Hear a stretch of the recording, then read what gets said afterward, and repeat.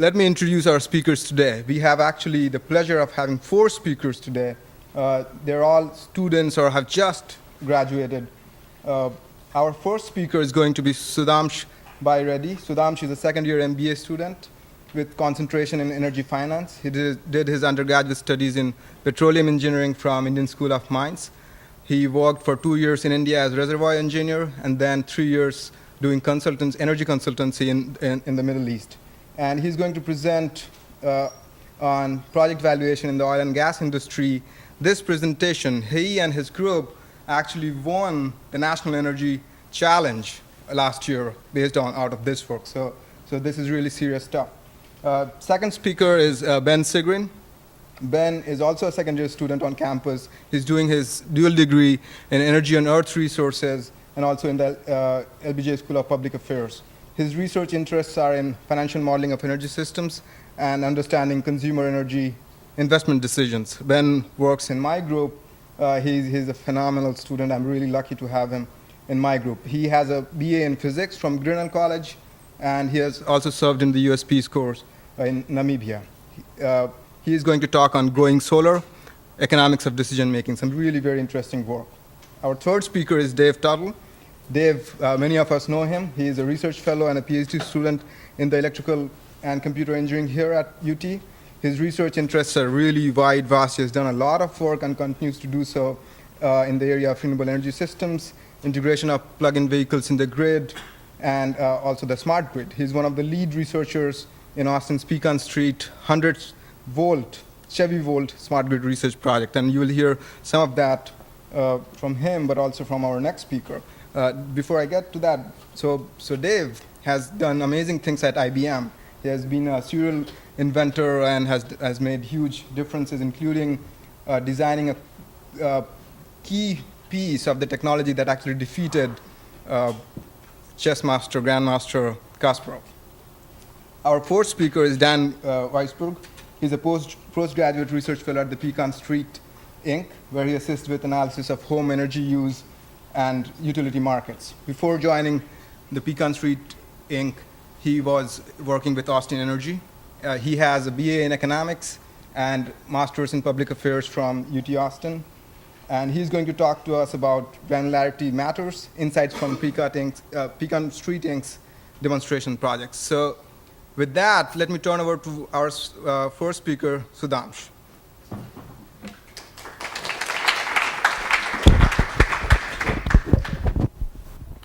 Good evening, everyone. Thank you for attending this session. Today I'm going to share with you the valuation methodology we used during the National Energy Finance Challenge, which was organized last year. And one of the reasons for our success in that competition was the valuation methodology we used. So the case was prepared by Chevron, and it is typical problem which is encountered by oil and gas companies when they explore or when they venture into politically unstable governments. So this case was regarding a company called Ritter Corporation, and our group was asked to advise this company on whether they should invest in this oil and gas project or not. And it's based on an imaginary country called Fructania, and this country recently it recently ended its civil war, and its environment is politically unstable. So the case objective was finding the NPV, which is net present value of the project, and we have been given information on the exploration production cost as well as the oil and gas production from this project.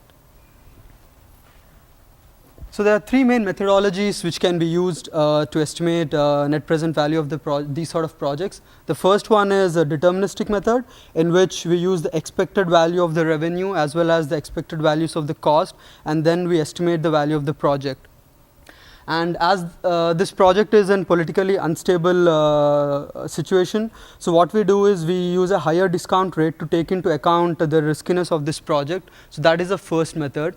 Second one is Monte Carlo simulation. So in this method, instead of using an expected value, we use a range of values, which is like a distribution of revenue and a distribution of the cost, and using these distributions we get an output which is again a distribution of the NPV of the project, and this gives a better information regarding the project rather than the first one, which is deterministic NPV. We ended up using the third method, which is a Monte Carlo simulation, which has an embedded force majeure risk or expropriation risk. In this, we estimate what is the probability of expropriation on a yearly basis, and this probability is taken into account of in valuation, and then we calculate the NPV of the project. So these are the three main methods which are available, and I'm going to talk about this briefly. So the first one is deterministic NPV. So in this, what we do is the technical team would say the minimum oil production from this reservoir is around 50,000 barrels, and the maximum oil production could be up to 100,000 barrels, but most likely we expect say 65,000 barrels. So we enter the most likely values, and similarly for crude oil, they estimate what is the minimum value and the maximum value and what is the most expected value, and we enter the most expected values and we get the free cash flows for each year. And based on this free cash flows, we estimate the NPV of the project. So to estimate that, we discount it. Let's say if the project is in a developed country like Australia, then they use the cost of capital of let's say 10%, and if the project is taking up in a unstable environment, then they increase the cost of capital to take into account the riskiness of the project. So the people generally they increase the cost of capital and they discount it to get the NPV of the project. So in this case, we got around 34 million in this first methodology. In second methodology, what we use is we use a distribution curve instead of an expected value. So we enter what is the minimum, maximum, and the whole curve, and this whole distribution is used in the calculation of the project valuation, and the output again would be distribution of NPV. As we can see from this graph, the most likely value is around 34 million, which matches with our valuation from the first methodology. But the added information is that we get the whole range of project valuations. So the project valuation could be as low as minus 7 million to as high as around 68 million. And we can see that there is 99.8% probability that this project would return a positive NPV. So this is the added benefit of doing Monte Carlo simulation. But the drawback of this method is, again, the riskiness is taken into account through cost of capital, but not through the inherent method.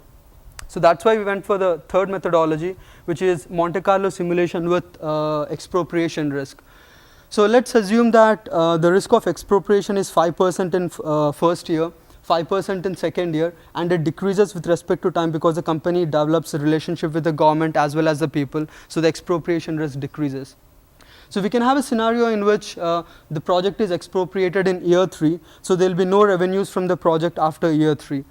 Or there could be a scenario in which the project is not expropriated and we get the full cash flows of the project. And we could run multiple scenarios, and based on the scenarios we can get a new distribution of the net present value. As we can see from here, the distribution is very different from the previous one. Even though the most likely value is around 35 million, which is same as method 1 and method 2, but this graph shows that the project valuation could be as less. In some cases the project could go to negative 40 million, whereas in some cases it can go up to 70 million, and there is 10% probability that the project can end up with a negative return to the investment.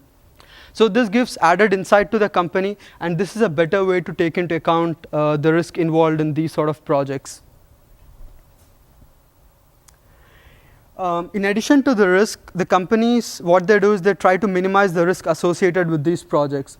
So what we have done is we have calculated the uncertainty of the projects with respect to various input parameters, and we got a tornado chart. What does this chart indicate? This indicates that crude oil price and production volume have a significant impact on the net present value of the project.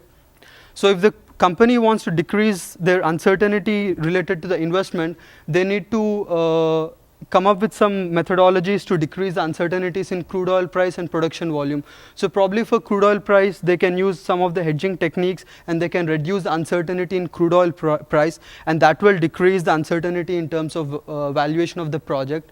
And for production volume, maybe they can do some additional studies like geological studies or engineering studies to get a better understanding about the production uncertainties. And if they decrease the production uncertainty, it would have a positive impact on the project, and it would decrease the uncertainty involved in the project. So this sort of an analysis will give an indication on which parameters is driving the uncertainty and how they can minimize the risk associated with the projects. And so the key takeaways of this presentation is that to take into account the expropriation risk, instead of using a discount factor in cost of capital, a better way would be use a probability distribution in Monte Carlo simulation, and that would give a better understanding regarding the project economics. And the second one is sensitivity analysis will help us in identifying key variables which has a strong impact on the project NPV, and we can reduce those uncertainties and make a better decision. So, thank you. Sure. One of the aspects of this project was because it's in a fragile environment, how can companies decrease the political instability? Most of the time, whenever companies go into these sort of countries, they get involved in social development projects, so it generates goodwill and it decreases the expropriation risk. So they invest like 5 to 10% of their budget into these social development programs, and because of the goodwill generated, governments are less hesitant to expropriate the projects, and this will decrease the expropriation risk. And even the slight decrease in the expropriation risk will have a significant impact on the NPV of the project, and that's the reason why they go for social development projects. And for this case, we were asked to come up with a social development plan. What sort of initiatives would our team suggest in this sort of an environment so that it would decrease the expropriation risk? And there was some information given in this case regarding the education and the health situation in the country, and we came up with a social development plan as well. Great, thank you. Well, thank you. It's interesting that presentation preceded mine, because I'll be talking about sort of the other side of the coin. Much smaller investments and also investments made by consumers. Many of the trends in the energy industry indicate an increasing involvement of consumers in energy investments, whether it's through residential PV systems, electric vehicles, or energy efficiency upgrades. And of course, consumers have always had a role to play in making their energy decisions, whether it's through the car they buy, the appliances, and so on. I'd like to share with you some results that are of ongoing research that I'm conducting with Professor Rai, in which we examine consumer attitudes and investment behavior for residential solar photovoltaic purchases. So there's actually a very rich history of literature on this subject. Much of the interest springs from the 1970s during the oil embargo. And the classic approach in the field is to think about the discount rate that consumers use when valuing their investments. So for example, an energy efficient refrigerator might cost more in the short term, but you would experience energy savings in the long term, whereas an energy hogging one might cost less in the present. So the trade-offs that consumers make when making these kind of investments reveals their implicit discount rate. Humans are social creatures, of course, and so the advice of their peers, the availability of information, and the perception of attributes of the product they're investing in all influence their decision. After taking all this into account, it's somewhat of a mixed bag, but we generally find consumers to be irrational investors. They tend to use a higher discount rate that can be explained by the availability of capital from credit markets, but their rates also tend to converge to market rates as their information or their income levels increase. I have two research questions. The first one is that how do consumers make their investment decision for a solar PV system? And the second one is, are there differences in this decision for people that buy their system versus those that lease their system? And leasing, you can think of it as akin to renting a system. So actually, I'm very lucky. I'm lucky because in trying to answer these questions, I have extraordinary access to information. The first data source that I use are applications that residents made to their utility in order to claim their rebate for their system. And so this gives me a lot of information about the size of the system, how much it costs, how much it produces, and so on.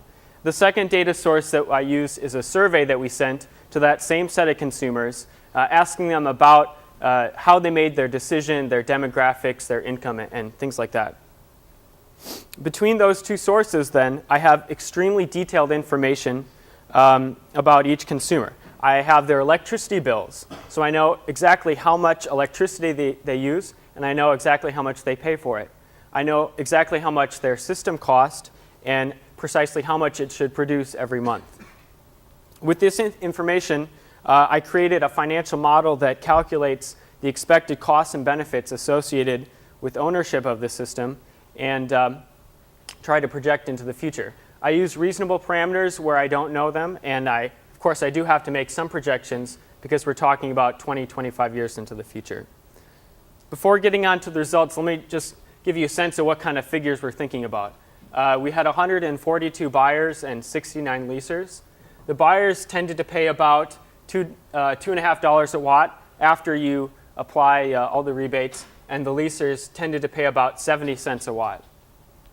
That's actually a tricky calculation because buyers actually own their system, which means they can take economic advantage of it for the full lifetime, whereas leasers only can take advantage of it for their contract length, about 15 years. And even with those, you might be wondering, well, why is there such a big difference in the price they pay? And that's actually a question that we're really interested in. It's something that we're not sure about. But the short answer of it is that we think that these leasing companies have access to additional tax credits and energy subsidies that allow them to pass on a much lower cost to their customers. Besides those differences, a lot of the other parameters are very similar, like the electrical consumption they have, the cost of electricity, the system size, and so on. So demographically and on all those other parameters, they're very similar. After crunching the numbers, here are the results that I got. I found that buyers' investments are much less profitable and more risky than leasers. In fact, in our baseline study, most buyers actually had a negative net present value. So we haven't really looked at where they went to school, but we think most of them are probably Aggies. Leasers, though, have a much higher and tighter distribution of profits. And just to be clear, the metric I use here is an NPV on a kilowatt basis, and I use a 10% annual discount rate.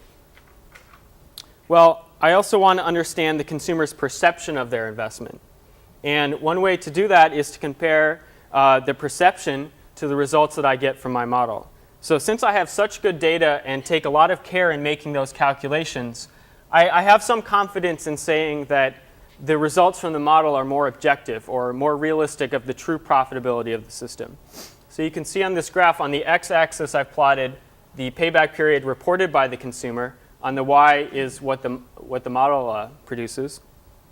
If our predictions were perfectly aligned, every point would be on the diagonal line. And any point that's above the diagonal line implies optimism on the part of the consumer, and any point below indicates pessimism. So what we generally find then is, as you can see, is buyers seem to be more optimistic than leasers, and it takes much longer for their system to be paid back, whereas leasers are more realistic and have a much shorter payback. All this is great and good, but what I'm really interested in is consumers use. And it's difficult to find that figure because you can't just go out to somebody on the street and ask them that. So you have to come at that question from a different angle. And this was one of the questions we used in the survey to try to understand that. What this question is really asking, though, is asking the consumer, how much more would you have been willing to pay for your investment in order to be indifferent between walking away from the investment or paying that additional amount? And whatever additional amount that they mark on the survey is their implied net present value of the investment.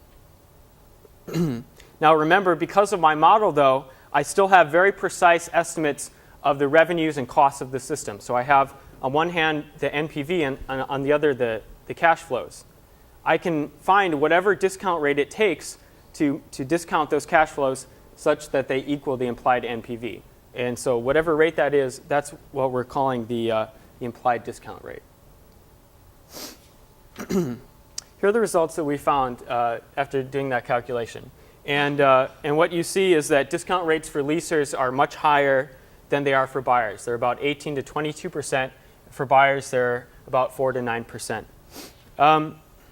Another result that we see is that there's no negative trend along income, as you would expect from the literature. So you would expect the wealthier you become, the more that your rates would converge to market rates.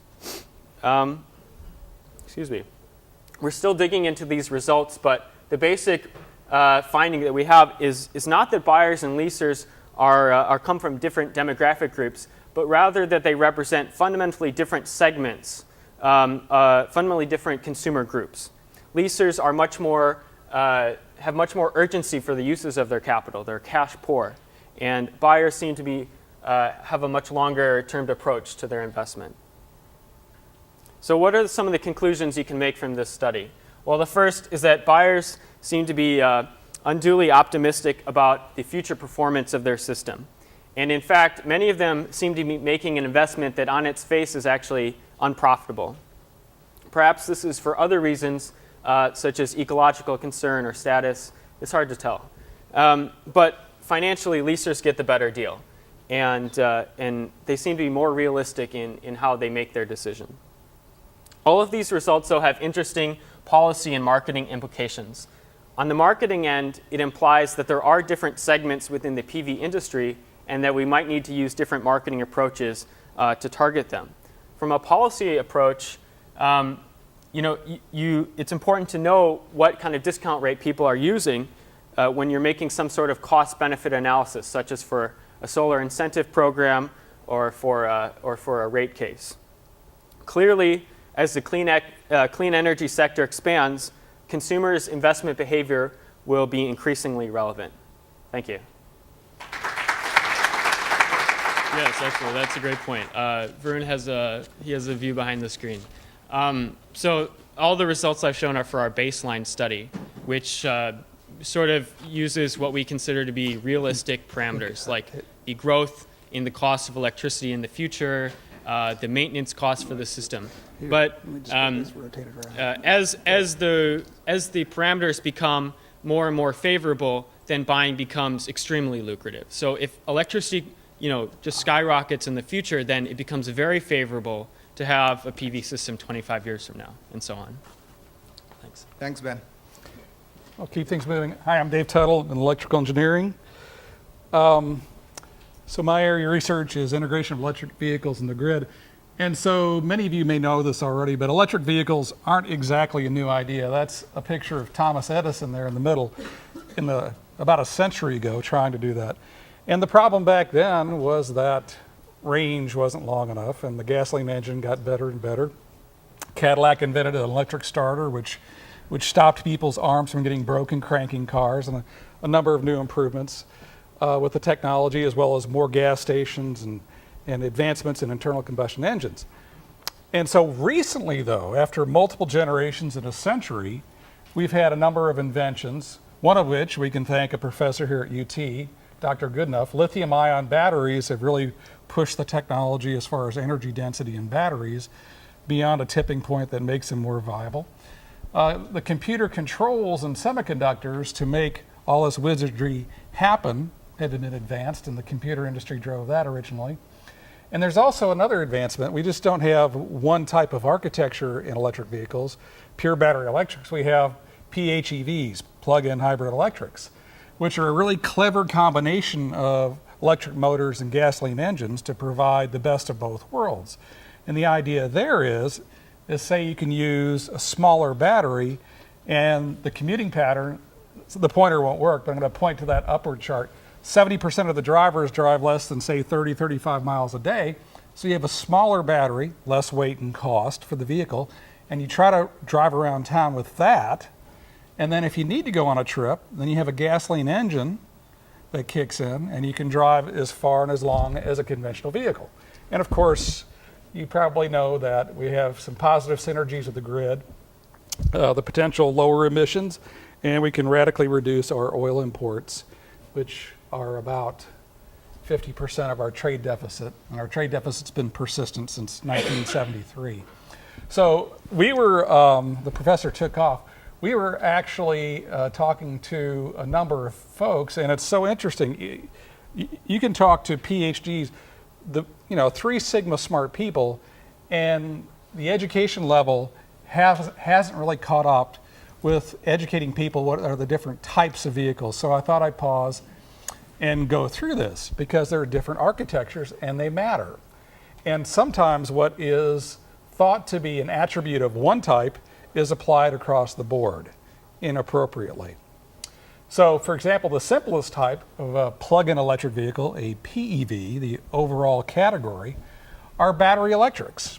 And that's the simplest to understand. You plug it into the wall, you charge the batteries up, it has power electronics that drive the motor, and that's it. And you go as far as you can on that battery charge, and you either find a place to charge or you get stuck on the side of the road. Okay? And they have really big batteries. They are really fun. I've driven one of the Teslas there, the upper left-hand corner. We have a number of those around town. And they're a blast because you have full torque at 0 RPM, so they can accelerate. That Tesla can go from 0 to 60 in 3.9 seconds, which is equivalent or better as a Porsche 911 GT3. So they're very exciting. But what I wanted to focus on, that's an easier concept to understand. And each one of these has its own attributes and positive and negatives. But PHEVs, the plug-in hybrid electrics, there are different types of those, just to confuse everyone. And there are different attributes. There's parallel plug-in hybrids and series. A series plug-in hybrid has a name that's been marketed by General Motors because they invented it and they get to call it what they want. That's fair game because they're developing leadership technology. It's an EREV. And so what a Chevrolet Volt does is it operates like a pure battery electric from 0 to 100 miles an hour. And don't ask me how I know on my Chevy Volt it goes 100 miles an hour. But it goes. And it has the full battery electric experience, which is very quiet, very smooth, very responsive, no gear changes. They're actually quite a blast to drive. But after it uses up that 35 miles range, then it clicks over to, in essence, hybrid mode. And I typically can get up to 42 miles of the gallon on the highway when I'm going on a trip. So if you buzz around town a lot, and then you just happen to run out of electric range, the gasoline engine will never leave you stranded. If you need to go, I went to Dallas and back in one day last weekend, no problem, 400 miles one day, you just stop at the gas stations like every other car that's been known for 100 years, okay? I'm telling you, this point was not understood by people. Some people who wrote 3 books on energy, okay? The parallel hybrid is parallel plug-in hybrid. Toyota's coming out with one of those later this year. And it's basically take a Prius and stick a bigger battery in it, a plug, and update the software. And the advantage with that is that it has a smaller battery, hence it's going to be lighter and less costly. But it doesn't have as far of a range, and it operates in blended mode like a normal Prius does. So you can drive some with the electric drive. So say if you only live 5 miles away, well, you could possibly commute 10 miles, no problem, all electric, especially if you're on the city streets under 62 miles an hour. But if you have to merge into the fast lane and the highway, it kicks in the gasoline engine and blends the power together. The transmission is in essence a mechanical summation device. And if you go over 62 miles an hour, it does that too. And after the 15 miles, then it operates like a normal Prius. But that'll be a great solution for certain people's driving styles. It'll be less costly. And the EREV is an exciting one, and it's a little bit more costly. But you have basically, I tried to arrange it where you have the largest battery, the mid-sized battery, and by the way, all these batteries are fairly large, and medium-sized battery. In terms of the charging infrastructure, the vehicles that are plug-in hybrid electrics, basically we have 60 million approximately homes in the US with you figure what your guesstimate is as far as number of 110 outlets. There really isn't much of an infrastructure issue at all. You get a charge cord in the back when you buy the car, you pull it out, you plug it into the wall, and you just leave it there, and you plug it in your car, and you're done, okay? Both of these types of vehicles here will be fully charged over the course of an evening. So you plug it in like your cell phone at night, and it gets charged up. It's just that easy. And if the power goes out, well, it'll drive the next day on gasoline. The battery electrics, the advantage with those is that there is no maintenance, no oil changes, no spark plugs, no belts, okay? And so the only maintenance that they suggest on a Nissan Leaf, I've looked at the owner's manuals online, is rotating the tires every 7,500 miles, and a lot of people blow that off, right? So, I mean, it should be a very low maintenance vehicle, especially if you don't enjoy going to the dealer or getting your car serviced. So each one has its own attributes. We had a great speaker last week that we enjoyed from Rice University, and she made an interesting point. So I stuck this chart in here because I happen to have it in my other presentations. Have you all heard about a flex fuel vehicle? Do you know what that means? Typically it's E85 compliant. It can run from 0% ethanol, 100% gas, up to 85% ethanol and 15% gas. Well, and she said, well, what we need for the transportation sector, which is what's driving our addiction to oil and our oil demand for the most part, is the same flexibility and different inputs as electricity has. And I said, well, this is interesting. Look at all the pathways that you get from the energy resource to the one block that says EREV plug-in hybrid, and you see every single one of those can go to an EREV plug-in hybrid. So it's the ultimate flex fuel vehicle because it can use all the different sources from electricity as well as traditional gasoline. And you can make them flex fuel also if you want. We're going to run out of time on that. So I got a lot that we could go over at some other time. Here's my car that I've had a lot of fun with. I think Jay, at least, is one of the other owners. And so I had to hurry up and, I had 4 months this past summer where I basically went 3,864 miles on one tank of gas. And to be fair, it had 1,188 kilowatt hours of electricity. I calculated that's about $131. And so I realized that after I filled up, I said, oh my God, I better get a better picture of this before I lose it, because I didn't want to reset the trip meter and not get a picture. That's why I said, why are you taking a picture when you're going 25 miles an hour? So that's even worse than text messaging, isn't it? So anyway, I took that picture, but the point is that, it's 2,700 miles from New York to LA. No, I didn't take four months to drive, to New York to LA. I'm just saying it's a long distance, but that was all around town. Sometimes I go to UT and then go up to Fry's and go south, and occasionally you take 0.1 and 0.2 gallons. But the neat thing is that the system works and it's seamless. Typically, the only time I start using gas is I'm going to conferences, going to San Antonio, going to Houston, going to Dallas. And so then, of course, I have to fill up. But between those bookends, I'm buzzing around town on electricity the vast majority of the time. It works. We don't have enough time to go over how the grid works, but I thought I'd pull this chart together and show you that, yes, we have our own grid, okay? And so instead of saying big hat, no cattle, we can say big hat and our own grid. But that makes us a perfect laboratory for democracy, or laboratory for a lot of these smart grid projects. Dane and I are working on Pecan Street.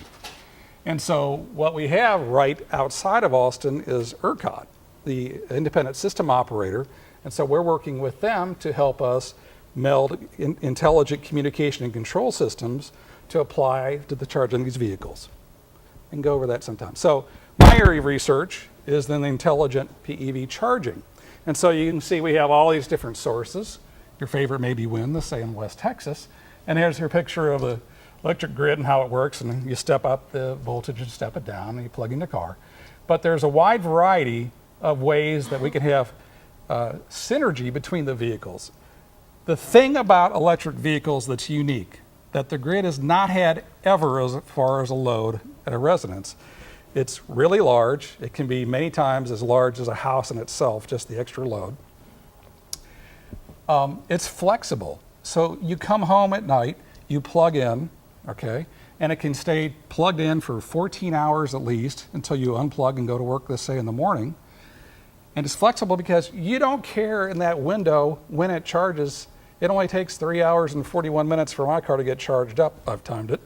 Okay, you don't care when in that 14 hours, that 3 hours and 41 minutes happens. Okay, just as long as when you unplug, it's fully charged. So it's flexible. When you want to watch your HD TV, you want to watch your HD TV. There is no flexibility with that. But this can be, slid around to be optimal to help the grid. And the third thing is they're very intelligent vehicles. They have enough compute power to do anything we want to do already from day one. They have compute power. It's just merely software that you put as an application. So we can do many things. We can fill in the trough. For example, the grid, especially in Texas, since we have high air conditioning load, we have a huge amount of excess capacity at night. So you can align the charging with that.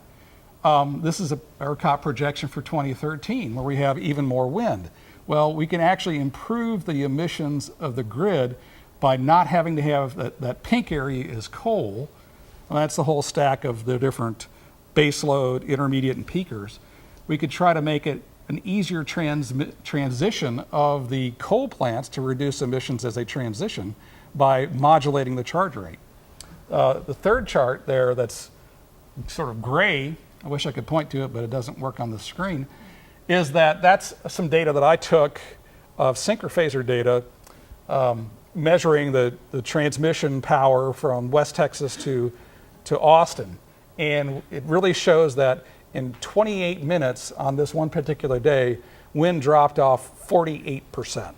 Okay, and so what's tough for the grid operators is dealing with these huge fluctuations. It's not the minor ones of the wind, it's when you have wind just disappear and they've got to crank up natural gas or coal or other resources to compensate. Well, if you have these vehicles with intelligent communication and control mechanisms, you can just simply tell them to stop charging for a while because you have this window. And plus, by the way, the data here shows that must have been a storm front coming through because it healed, and not too long afterward, the wind came back, at least partially. So you just say pause charging for a while. So you could do that. That's from the Potomac Market Monitor. So we have some curtailment of wind. Right now, most of our curtailment is from transmission constraints when we get as the Laboratory for Democracy, our CREZ transmission lines in place. We may actually have curtailment not from transmission constraints, but from just demand constraints in some way. So we could hopefully manipulate the charging of the vehicles there to reduce the curtailment, which is basically just spilling the wind energy and losing it instead of harvesting it. So those are the things we're looking at. Now, another aspect is the vehicle clustering, PEV clustering. So one of the issues you may hear, it may blow up the grid. It's not going to blow up the grid. Okay, so one of the experiments we're doing at Pecan Street is we're trying to load up on a few number of transformers the maximal number of cars, because that will stress the transformers potentially, depending upon where they are and how old they are and how they were sized and such not. But we can do, again, through intelligent controls, different types of schemes to share the resource and reduce the stress on the distribution transformers. So that's another thing. Oh, and then, I just put down, well, if you like these areas, if you want to win a Nobel Prize, then be the person who creates energy storage for the grid at a mass scale that can be economic. That's the thing. Compensating and complementing renewable resources with other resources, hybridization in some way in the grid is a great area. The smart grid and the communication and control systems, demand response, which is what we're working on, basically with these vehicles, for example, and other HEMS systems Dan will go into. The human interface, communications. One of the biggest thing that ERCOT has done to improve its harvesting of wind is weather prediction. So that's another area of research and ramps. And then on the vehicle side, we have just an enormously fantastic investment in innovation and powertrain technology. Conventional powertrain, hybrid powertrain, and plug-in hybrid powertrain. They're hiring thousands of engineers to do that right now because they have to get away from being pure mechanical engineers and being engineers that can deal with electrical, computer, and mechanical engineering. Policy and finance to reduce the cost of renewable. We could have a nearly zero emissions grid today. The problem is it would be, Colin, do you think it'd be 4x more as far as the cost. It would be enormously uneconomic to do that. You'd over provision and then curtail. So the art here isn't the technology per se, it's technology at the right economics to make it all work. Because when the economics work, it just takes off. And then fuel selection. So, you know, an interesting set of conversations I've heard before and been involved in is, well, we've got this huge resource in natural gas. Why don't we just make natural gas cars? Well, that's another area of research about, well, where does it make sense? Hydrogen vehicles. Actually, the well-to-wheels analysis shows that it's better to use natural gas to generate electricity and then put it in an electric vehicle than put it in natural gas in itself and burn it in a relatively inefficient internal combustion engine. So that's an interesting area. So when I was talking about what are the different research topics that are somewhat related, that are interesting, I wish I could go dive into all these interesting topics, but I don't have time. So, Dan.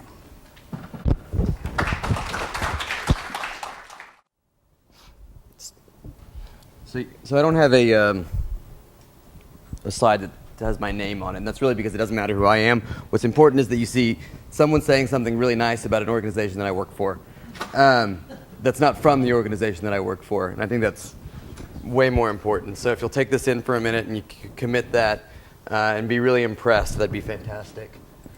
So I work for Pecan Street, Inc. We are a nonprofit public-private partnership here in Austin. We do a lot of work with the University of Texas. We're actually born of a relationship that sort of sprung up between the University of Texas, the Environmental Defense Fund, who I see is represented here today, the City of Austin, and Austin Energy. I think that's all of the main players at the beginning. We have put together a consortium of companies that is growing, that do consortium research here in Austin in a test bed that we've been putting together. They work together on, trying to push the envelope on home energy use that is enabled by smart grid interactions. And you see it's Best Buy, who does consumer research to figure out how they can get people to buy things that will improve the environment and improve their own lives. Freescale, Intel, Landis+Gyr, and on. I don't have a lot of time, so we'll run through this pretty quick. Really, what I'm here to talk to you today about is to encourage you to take the opportunity to use some of the data that we're producing and apply it to your own research. That's really the reason that Pecan Street exists, and that is to enable researchers like Dave to take data that is very difficult to put together and to integrate and make accessible, and then to have it, and it's very expensive to put together as well. So when you have someone that can put it all together and make it available to researchers, that's a fantastic resource that you guys should take advantage of. So if you are interested in sort of understanding exactly what's in our data sets, catch me, come talk to me, and I have some information about how to apply to have access to our data. So I'll describe it a little bit. We have a lot of houses with volunteer households that have allowed us to put things into their house. Now, at first, it's just monitoring equipment to see how exactly they use their energy. So primarily, we're in the Miller community, which is out here. Some people might pronounce it Mueller because that's how it looks like it's written. But in those homes, we have just completed a baseline study of 100 homes. And in that time, we've also deployed a lot of rooftop solar. And we'll soon be putting home energy storage in some houses, as well as home energy management systems.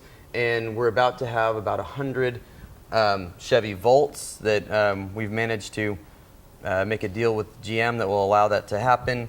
And it should be the largest deployment, the densest deployment of electric vehicles in the country, probably in the world. And we probably have the densest deployment of rooftop photovoltaics, definitely in retrofit photovoltaics rather than some communities that are built with them already on every roof. But the way these things work together in this architecture that's sort of being developed is that you have a HEMS, which is a home energy management system, that sits at this is the heart, like the control system of for managing inflow and outflow of energy in the house. This interfaces with the vehicles, storage, photovoltaics. It has some control of the various systems within the house. It interfaces with the meter to get pricing information and just understand what's the consumption that's coming into the house. It which then gets messages from the distribution system, which is hopefully soon to be a smart grid.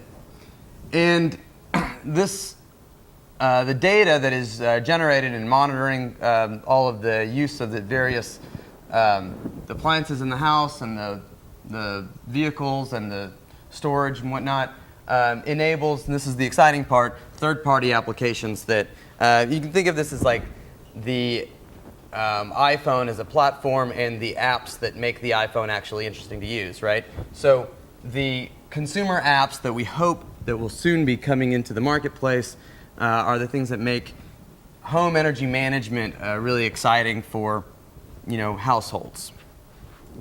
So we're also building the Pike Power's Commercialization Lab. This is going to be a state-of-the-art lab. It's going to be in the Miller community. It was designed by several architects here at UT. And we will, once it's built, we will have some fellowships available to students to conduct research there. So I'll speak very briefly, about what can be done with our data. The data that we're currently collecting, and we have at the Texas Advanced Computing Center, TAC, which is at the Pickle Research. We have data from home energy systems. So we have 200 homes feeding 15-second data. So we monitor the whole home, phase 1 and 2, in all these houses, and then 6 sub-circuits. And this can be the air conditioner, the refrigerator, the living room circuit, all different things.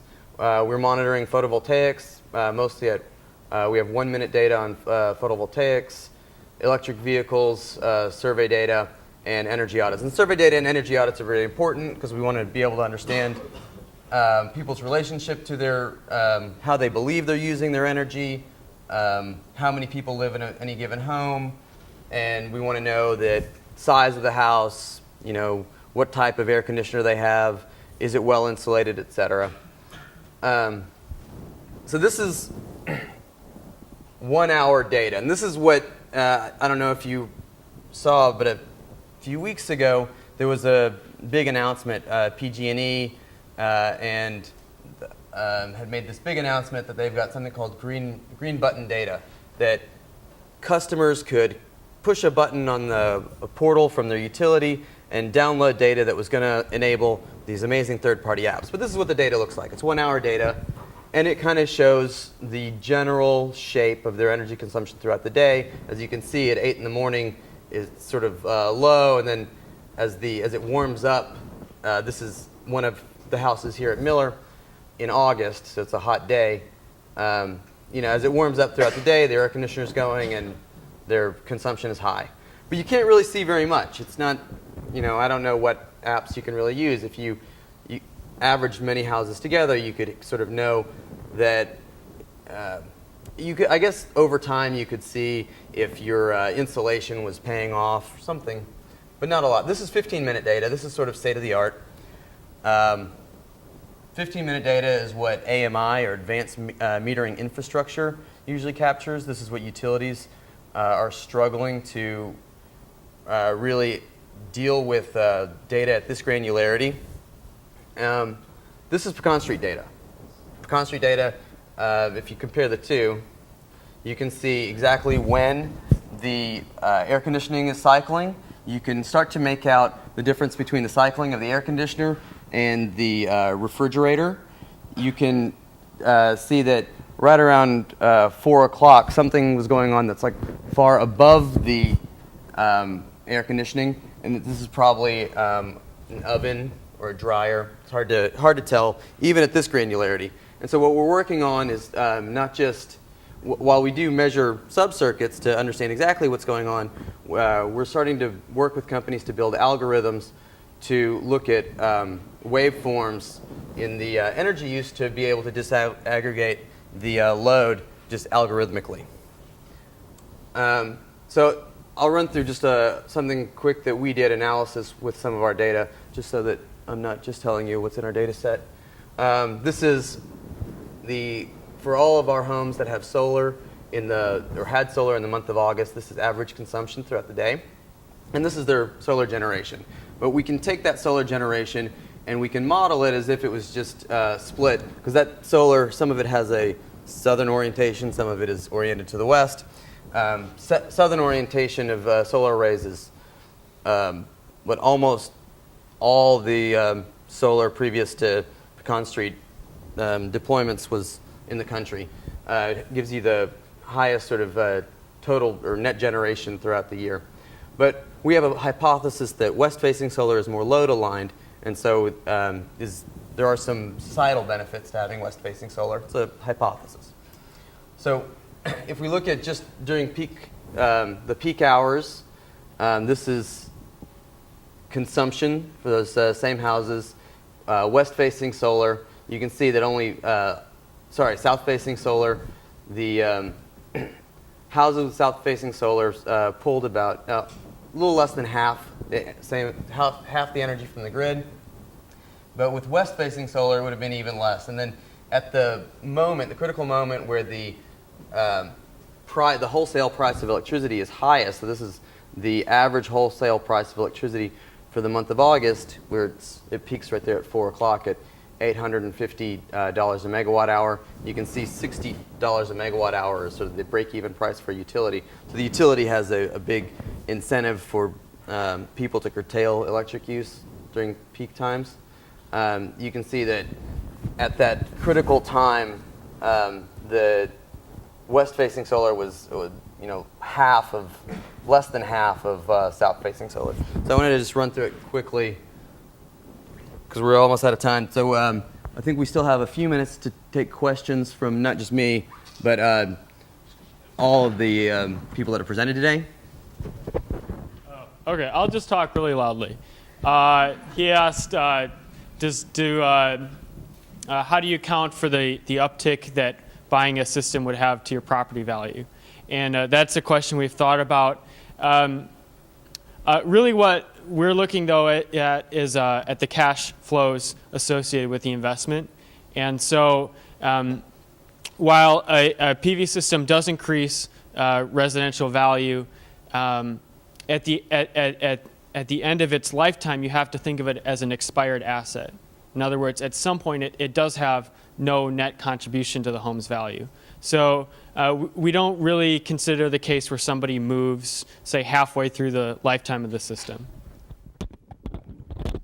I think my question is very similar to his, and I'm not sure we got the answer. So because they can sell the electricity to the grid, do you account for that when you're accounting for the price?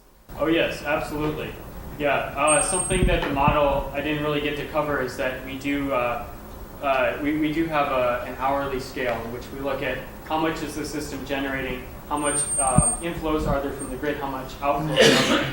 And that's actually a really crucial part because we do take a very granular look at those consumption profiles. So that's actually something that's really interesting because not all retail electricity plans even credit people for outflows. So the ability to be credited and how much you'll be credited for the excess generation is something that adds a lot of value to the system. I'd like to take this opportunity to give an extra plug to the value of enhancing your analysis with actual data from actual solar systems. That sounds like a match made in heaven. I think there's a question back there first. Yeah, with regards to the first presentation, did you embed any optionality into the project? So, for example, if things go south, you can abandon the well, or any look at that? Right. In this specific project, there was optionality in terms of the direction of the pipeline where they want to sell their oil to. but there was no specific information regarding the management of the field. So we didn't have that information for this project. So Dan, on your last slide, just before this, you had that great, the chart with the $850 a megawatt hour, I think it was. Okay, yeah. Have you guys carried that analysis through to see if you have a west-facing solar rooftop, is the value improved over the course of the lifetime of the installment? You know what I mean? So Have you so if you're saving whatever it is per hour that you're generating a little bit more solar electricity during the higher peak hours, say $400, over the course of a year or something like that, have you carried that analysis through to see what the total value of that is yet? Well, we have been looking at not only the settlement point prices, every month. So this whole past year, and settlement point prices are a new concept basically because Austin and ERCOT really just moved to the nodal market. So we don't have that far back to go. But for this entire year, we've looked at it, and we looked at the implications of up through December so far. And really, this price that is like historically an anomaly. It was the hottest month ever recorded anywhere in the country. So August in Texas was the hottest month in the United States ever. August in Oklahoma was the second hottest, and July in Texas was this past year was the third hottest. This summer was an anomaly looking backwards, but it may not be an anomaly looking forwards. There's not hundreds of plants being built to serve new load. So, in fact, next year there will be 0 new plants, and there are fewer. So, this price, the wholesale market's capped at 3,000. So, if that cap is raised, then we'll only see the prices going higher. But back to your question, have we been looking at the value, relative value of South versus West outside of August? Yes. I didn't add stuff in, but basically the profitability for West for the utility is always better than South, and that's for 2 reasons. So when electricity is expensive and solar is generating a lot, the utility doesn't have to sell you power. And then in the winter, when electricity is cheap, right, your west-facing solar is also generating less, so the utility gets to sell you more. So it's an important point because it says that there needs to be a separation and a distinction between the incentives for south-facing solar and west-facing solar, and there should be an alignment of interests through the pricing mechanisms. So if you use time of use pricing, then the interests of the consumer and the interests of the utility are actually more closely aligned. So we have done some of this analysis, but I didn't bring it. And that's an issue relative to local weather patterns as well. Absolutely. In Hawaii, it rains starting about 2 o'clock in the afternoon almost every day. So virtually all the solar PV and even solar thermal in Hawaii face southeast or some. That makes perfect sense, yeah. Optimal orientation is going to change. And really, for Texas, it's probably some southwest sort of component. So you get higher generation that peaks later in the day or something. We're going to work some on trying to figure out what optimal orientation, at least for central Texas, is.